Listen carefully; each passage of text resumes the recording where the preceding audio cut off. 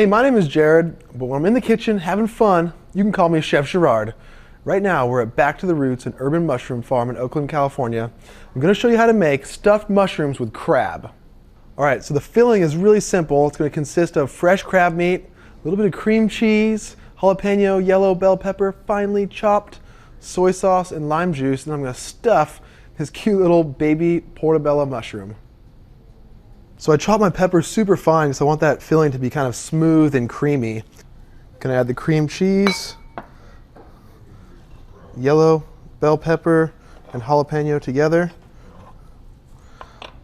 Little splash of lime, just like a quarter. Add a little bit of soy sauce for salt, and some sesame oil. Give a nice nutty flavor. Mix that all together. All right, to stuff the mushrooms, if you want to reach in, grab the stem out. It comes out pretty easy. Little scoop full of the filling. Right on top like that.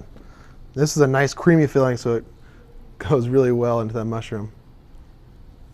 So you're gonna throw these in the oven at about 450 to 500 degrees, 10 to 15 minutes. If you start to notice they get brown on top, you can put some aluminum foil over to make sure they don't get too crispy.